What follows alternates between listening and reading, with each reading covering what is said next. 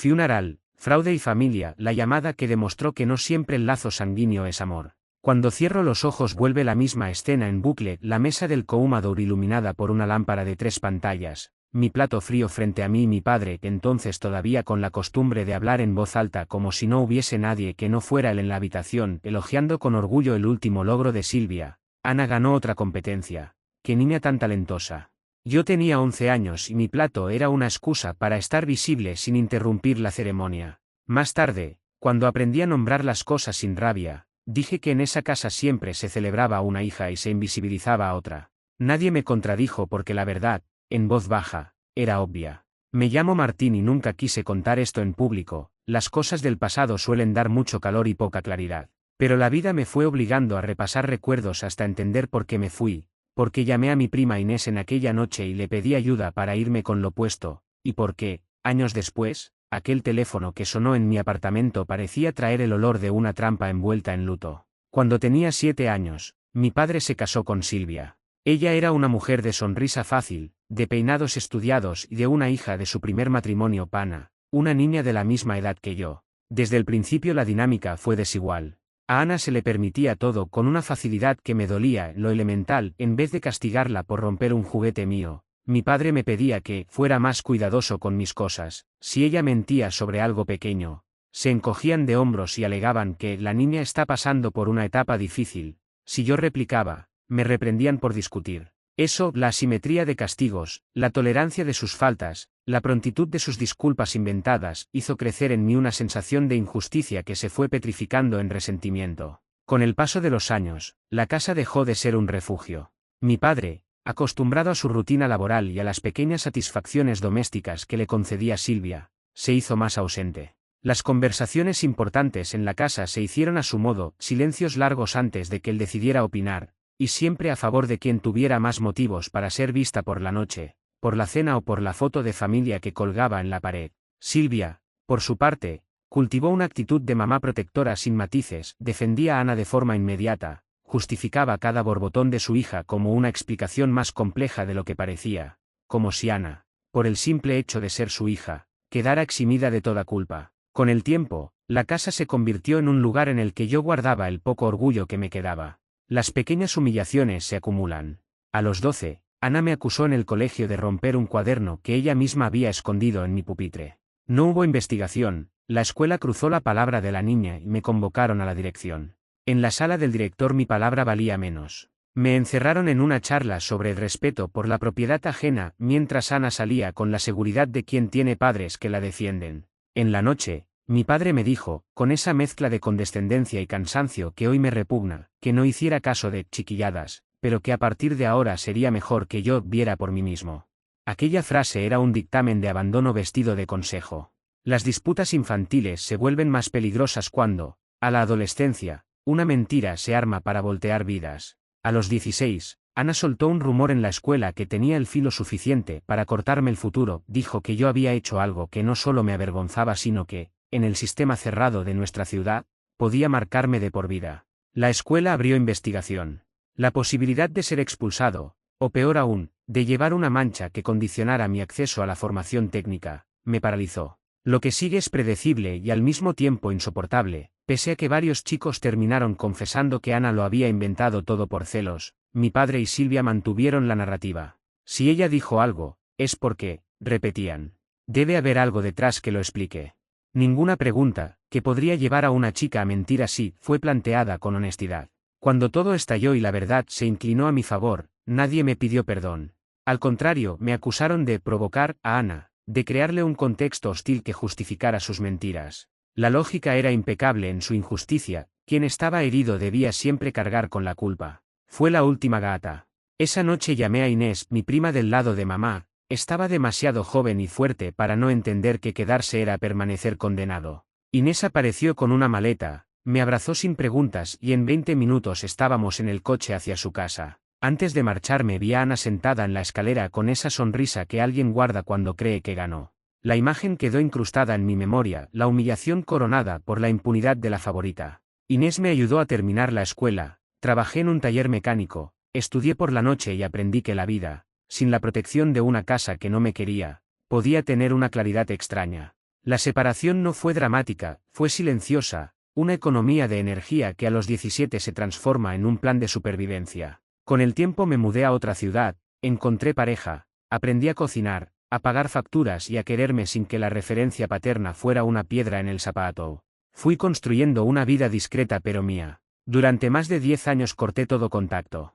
Bloqueé llamadas, redes y cualquier tipo de recordatorio. Sí, recibí intentos esporádicos, mensajes con arreglos, te extrañamos, escritos con la ligereza de quien no ha hecho nada para merecer el cariño. No respondí. Me parecía que volver a ponerme en el ring de justificativos iba a agotarme. Y así pasé años tranquilos, con pequeñas felicidades y sin la presencia de ellos en mi calendario. La semana en que todo volvió a moverse fue como una mordida fría. Inés vino un viernes y me dijo con el rostro serio que Ana había tenido un accidente. No dijo más que lo indispensable, no sobrevivió, y yo sentí que el mundo se volvía un paisaje sin título. Mi reacción fue mecánica, no hubo lágrimas inmediatas ni furor, porque lo que había entre nosotros no era una relación sino una historia de daño y privilegio. Yo no sentía afecto por la chica que me había arruinado la adolescencia, sentía un vacío. De pronto, me hablaron de un funeral, de la familia, y, en la noche, mi teléfono sonó con un número que reconocía pero que no esperaba, mi padre. La voz al otro lado era una mezcla de estruendo y quebranto. Martín, dijo, con una entonación que trataba de convocar arrepentimiento y nostalgia en una sola palabra. Su primera petición fue simple y humana, quería que fuera a la casa, a ver el cuerpo, a cerrar rencillas, a arreglar. Después de varios minutos en que mi garganta se cerró de impotencia, mi respuesta fue corta, no sabía qué decir. Él me lloró, pedía perdón con una intensidad que me parecía fingida porque los años de indiferencia pesaban. Pero lo que realmente me hizo hervir la sangre fue la frase que siguió: tu hermana se fue, necesitamos que vuelvas. Ella era tu hermana. Le respondí, con la incredulidad que no había podido sintetizar en años, ¿qué hermana? La frase, tu hermana se fue, sonaba como si, por fin, la casa quisiera reunir a su hijo perdido ahora que la favorita ya no podía dar problemas. Quise coger el teléfono y vomitar la historia completa, las negligencias, los favoritismos, las mentiras que justificaron su comportamiento y la ausencia de cualquier señal de contrición en años. Esa noche grité por todo lo que había llevado dentro. Le dije al teléfono lo que, en el fondo, sabía, que no me importaba su muerte, que no me daba alegría, pero tampoco me provocaba tristeza. Lo que sí sentía era el asco de ver cómo el dolor ajeno se usaba como herramienta para volver a pedir cariño que nunca dieron cuando hacía falta. Mi pareja me quitó el teléfono y me miró con esa mezcolanza de comprensión y vergüenza ajena. Lo entiendo, pero decir que te alegra su muerte no te hace mejor persona ni te ayuda a sanar, susurró. Tenía razón. Pero en ese momento mi propósito no era justificable, era exacto, quería herir donde más doliera. Una semana después las cosas se inclinaron hacia lo grotesco. Empecé a recibir mensajes de familiares por parte de Silvia, fotos del funeral, notas con pasajes tristes y cartas que, con una habilidad que me puso la piel de gallina, hablaban de reconciliación.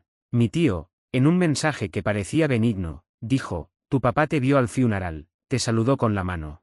El mensaje fue como una cuchillada, yo no había estado en el funeral. Mi padre había inventado que yo estuve presente para dar una imagen de paz, y, de paso, para decir que todos habíamos vuelto a ser la familia unida. Tuve que escribirles, con la calma de quien pone puntos finales, no estuve.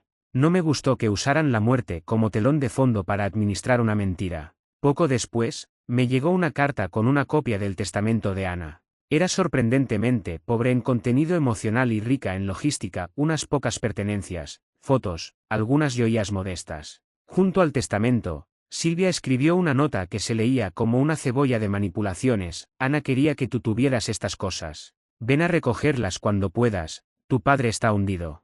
La carta me olía a negocio. Aquí, si estás viendo la versión en vídeo, te agradecería mucho un gesto pequeño: dale like al vídeo si te llegó la historia y suscríbete al canal.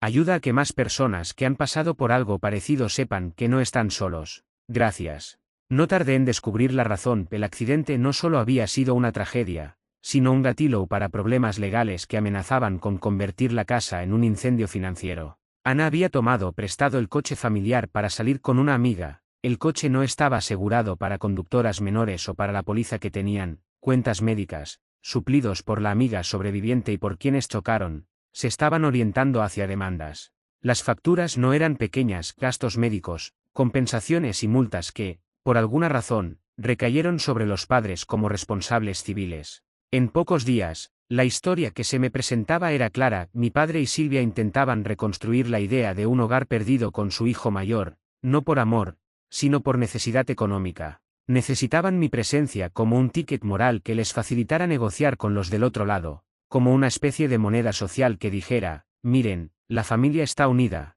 por favor no agravemos las cosas de quienes todavía están con nosotros.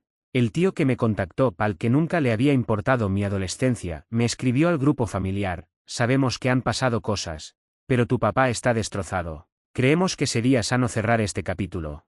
No eran palabras genuinas. Eran la lengua suave de quien cree que el tiempo corrige todo, menos la codicia. Pedí copia de las demandas, consulté con un abogado y confirmé lo evidente: estaban en problemas porque el coche no tenía cobertura válida para la situación, porque ellos mismos permitieron que Ana lo manejase y porque varios testigos los ubican en una posición de negligencia. Las amas eran altas y la moral del asunto más alta todavía. Les respondí, en un mensaje frío y breve, que no tenía intención de volver a la casa para arreglar cosas que ellos mismos habían roto con su negligencia.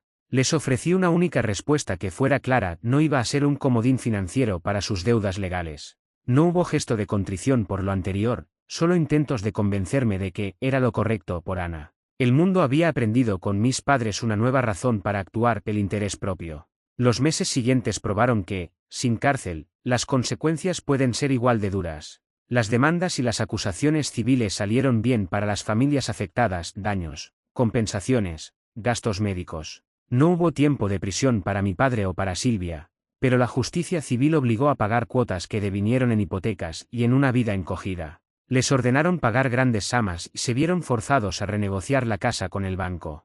Lo que más me impactó fue verlos, desde lejos, convertir el duelo en una gestión de números para abogados, facturas, plazos de pago. Yo no les ayudé. ¿Para qué? Para verlos seguir actuando como si nada hubiera pasado. No, ellos, finalmente, se convirtieron en responsables de su propia negligencia. Y por primera vez en la vida, la casa perdió la comodidad de la impunidad. El peso de las cuentas les llegó con la fuerza de un veredicto social que no se borra con lágrimas fingidas. En la primera semana después de enterarme del accidente, sentí una calma extraña, un vacío que hacía ruido. No era alegría, era la ausencia de una obligación anímica que durante años me había aplastado. Me encontré repasando episodios y dándoles nombres. Llamé a Inés y le dije: no quiero contacto.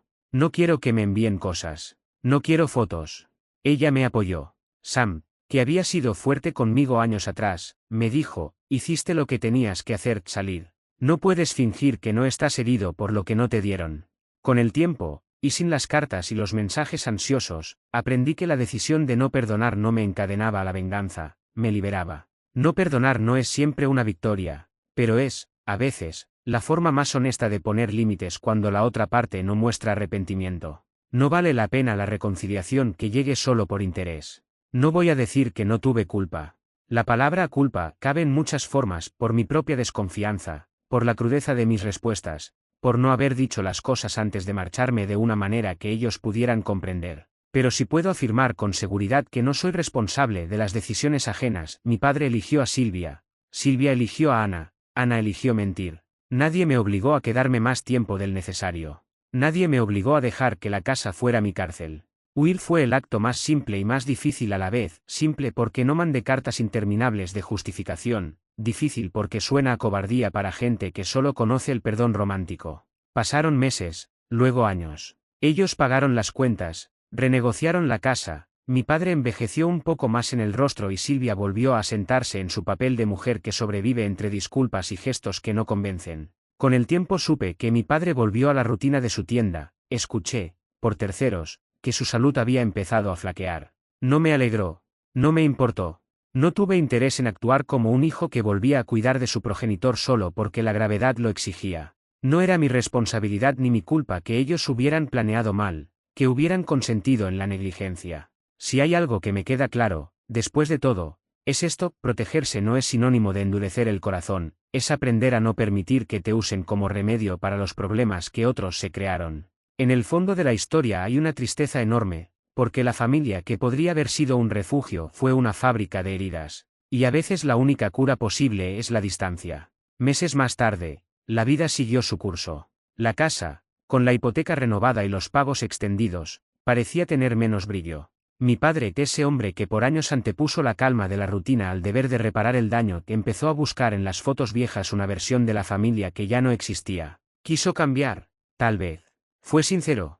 No lo sé. Lo que sí sé es que, para mí, la lección quedó clara: las personas tienen un límite en lo que deben aguantar, y ese límite varía según lo que eres capaz de soportar sin perderte. Yo me fui antes de convertirme en algo que no reconociera. Aprendí a reconocer la toxicidad, a nombrarla y a poner distancia. Aprendí que la verdad, aunque haga de ti el villano para muchos, puede ser lo que te permite respirar. No es una elección fácil ni bonita, a veces duele más que quedarse. Pero cuando el precio de la paz es cargar con la mentira, la verdad es el único camino que deja las manos relativamente limpias. Hoy no soy un hombre sin miedo. La vida me rompió y me pegó otras veces. Pero también me enseñó a vivir sin pedir el permiso de quien me hizo daño. Y, aunque la historia termine sin reconciliación, termina con algo que no había tenido de niño: la posibilidad de dormir sin esperar que la cena termine en una balada de injusticias. Si alguien lee esto y reconoce un reflejo, no estás obligado a perdonar por mandato social. Hazlo si te ayuda, no porque te lo pidan. Y si decides marcharte, que sea con la convicción de que la distancia puede ser una forma de cuidado.